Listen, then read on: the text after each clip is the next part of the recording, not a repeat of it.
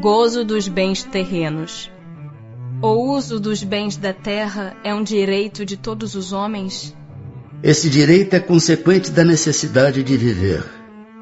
Deus não imporia um dever, sem dar ao homem um meio de cumpri-lo. Com que fim pôs Deus atrativos no gozo dos bens materiais? Para instigar o homem ao cumprimento da sua missão e para experimentá-lo por meio da tentação. Qual o objetivo dessa tentação? Desenvolver-lhe a razão, que deve preservá-lo dos excessos. Traçou a natureza limites aos gozos? Traçou, para vos indicar o limite do necessário.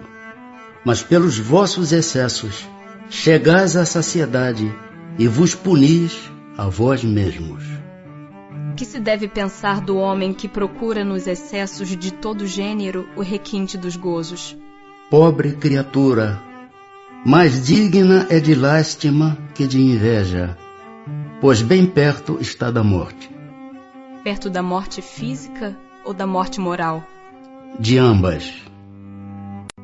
Necessário e supérfluo. Como pode o homem conhecer o limite do necessário? Aquele que é ponderado o conhece por intuição. Muitos só chegam a conhecê-lo por experiência e à sua própria custa. Mediante a organização que nos deu, não traçou a natureza o limite das nossas necessidades? Sem dúvida, mas o homem é insaciável. Por meio da organização que lhe deu, a natureza lhe traçou o limite das necessidades. Porém, os vícios lhe alteraram a constituição e lhe criaram necessidades que não são reais. Que se há de pensar dos que assambarcam os bens da terra para se proporcionarem o supérfluo, com prejuízo daqueles a quem falta o necessário? Esquecem a lei de Deus e terão que responder pelas privações que houverem causado aos outros. Privações voluntárias, mortificações. A lei de conservação obriga o homem a prover as necessidades do corpo? Sim, porque sem força e saúde, impossível é o trabalho. Merece censura o homem por procurar o bem-estar? É natural o desejo do bem-estar. Deus só proíbe o abuso por ser contrário à conservação. Ele não condena a procura do bem-estar, desde que não seja conseguido à custa de outrem e não venha a diminuir-vos nem as forças físicas, nem as forças morais. São meritórias aos olhos de Deus as privações voluntárias com o objetivo de uma expiação igualmente voluntária? Fazei o bem aos vossos semelhantes, e mais mérito tereis. Haverá privações voluntárias que sejam meritórias? A privação dos gozos inúteis, porque desprende da matéria o homem e lhe eleva a alma. Meritório é resistir à tentação que arrasta ao excesso ou ao gozo das coisas inúteis. É o homem tirar do que lhe é necessário para dar aos que carecem do bastante. Se a privação não passar de simulacro, será como escarnecer do próximo.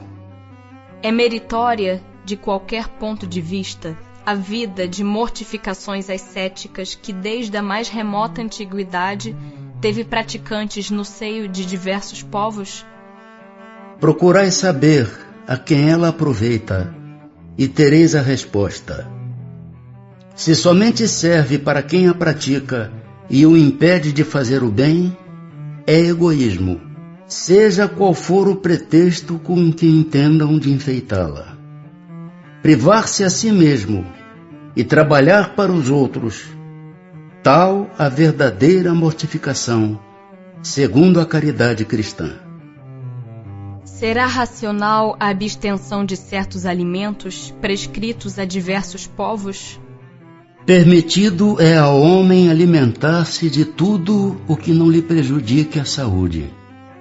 Alguns doutores da lei, porém, com um fim útil, entenderam de interditar o uso de certos alimentos e, para maior autoridade, imprimirem as suas leis, apresentaram-nas como emanadas de Deus. A alimentação animal é, com relação ao homem, contrária à lei da natureza? Dada a vossa constituição física, a carne alimenta a carne, do contrário o homem perece.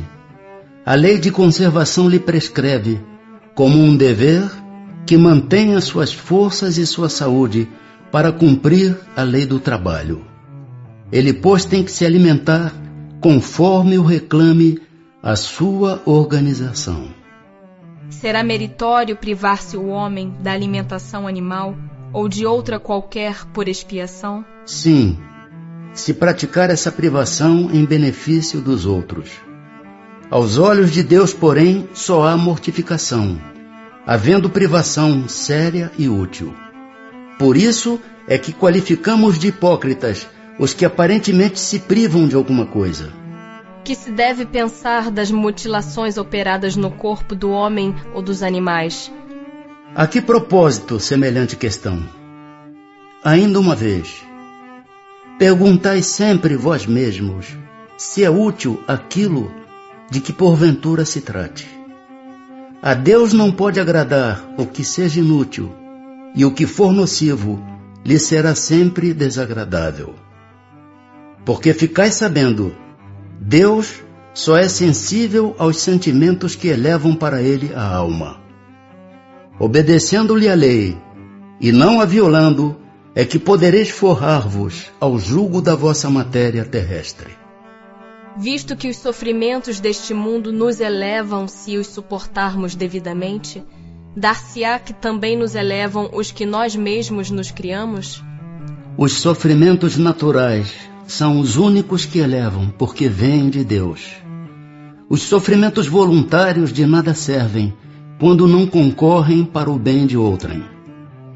Supões que se adiantam no caminho do progresso os que abreviam a vida mediante rigores sobre-humanos, como o fazem os bonzos, os faquires e alguns fanáticos de muitas seitas?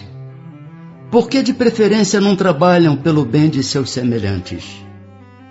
Vistam o indigente, consolem o que chora, trabalhem pelo que está enfermo, sofram privações para alívio dos infelizes, e então suas vidas serão úteis e, portanto, agradáveis a Deus. Sofrer alguém voluntariamente apenas por seu próprio bem é egoísmo. Sofrer pelos outros é caridade. Tais os preceitos do Cristo. Uma vez que não devemos criar sofrimentos voluntários que nenhuma utilidade tenham para outrem, deveremos cuidar de preservar-nos dos que nos ameacem? Contra os perigos e os sofrimentos é que um instinto de conservação foi dado a todos os seres. Fustigai o vosso espírito e não o vosso corpo. Mortificai o vosso orgulho, sufocai o vosso egoísmo, que se assemelha a uma serpente, a vos roer o coração, e fareis muito mais pelo vosso adiantamento, do que infligindo-vos rigores que já não são deste século.